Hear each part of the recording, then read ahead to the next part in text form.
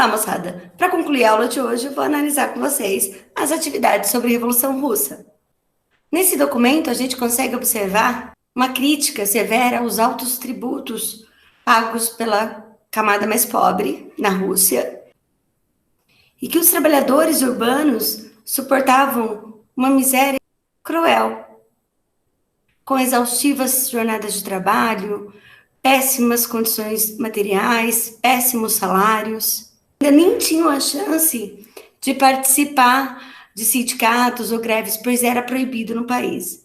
E na imagem de baixo, a gente consegue observar na pintura esse retrato do povo russo, antes da Revolução de 1917. A primeira pergunta era: de acordo com Eduardo Valadares e Márcia Berbel, quais foram os principais fatores que geraram a fome na Rússia no início do século XX? O governo autoritário, uma agricultura rudimentar.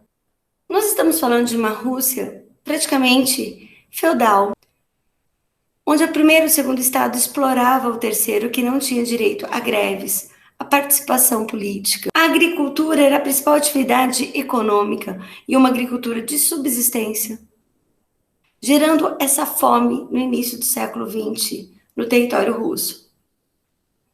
Relacione as condições de vida e de trabalho dos operários russos à falta de liberdade de associação. Como não havia nenhum tipo de liberdade, eles não tinham direito a participar de sindicatos, de greves, as condições de vida eram péssimas e não havia meios de reivindicar melhorias. Por isso que a falta de liberdade faz com que as condições permaneçam da mesma forma. E explica de que maneira a obra do pintor corrobora para as informações presentes no texto. Ele justamente está mostrando a exploração desse terceiro estado por parte dos mais ricos e que eles não possuem privilégios e direitos nenhum.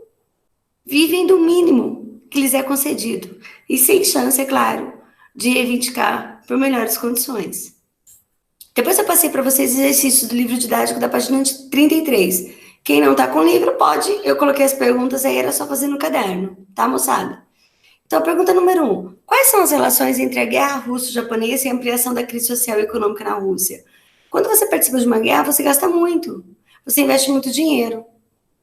Então, ao mandar a Rússia para a guerra contra o Japão e ainda perdendo, vai fazer com que as dívidas aumentem, recaindo o maior número de impostos em cima da camada mais pobre, ampliando essa crise social e econômica.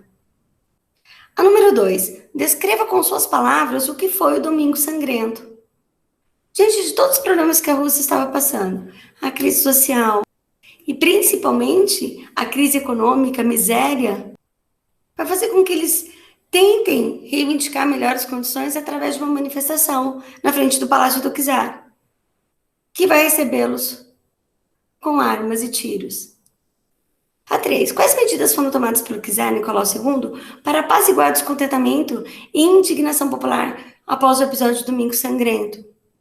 Ele vê que as atitudes que ele tomou não foram corretas, a pressão popular começa a aumentar, e ele vai convocar a Duma, vai escrever o Manifesto de Outubro, que concedia maiores liberdades civis e políticas, e ainda assim vai convocar a Duma para que haja essa transformação dentro das leis, dentro da Constituição.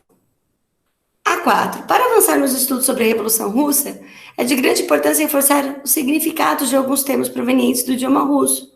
Então, era para vocês pesquisarem no caderno e explicar. Falei muito o tempo todo aqui, não está a pergunta de czar, mas acho que ficou claro que czar é o rei, era o imperador, né? Isso no idioma russo. Duma é o parlamento.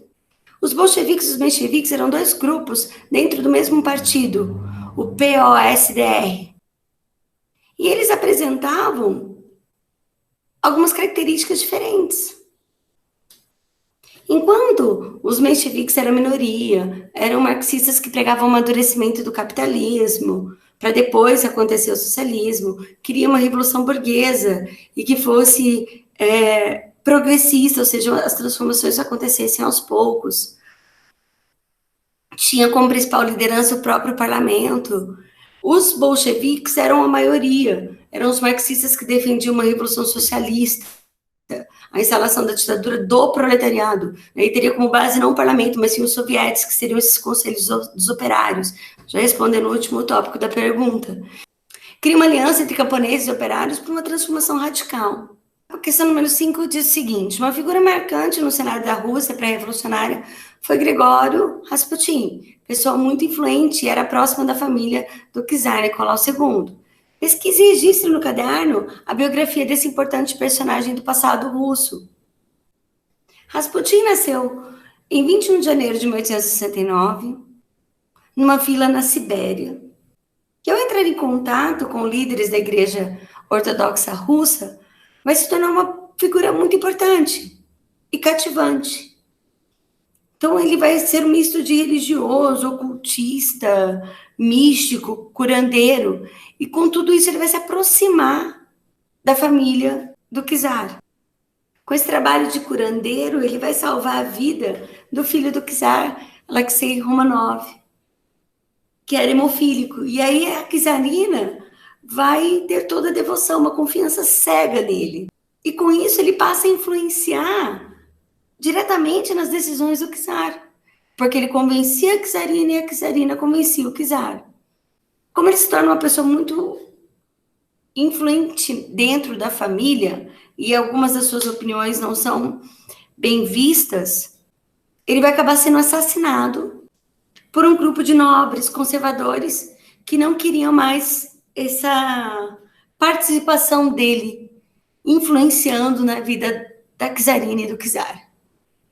E para finalizar, eu queria deixar uma dica para vocês de uma série muito legal que conta a história do czar Nicolau e da czarina Alexandra. Se chama Os Últimos Czares. Vale a pena conferir. Um beijo, bom estar com vocês novamente e até a próxima.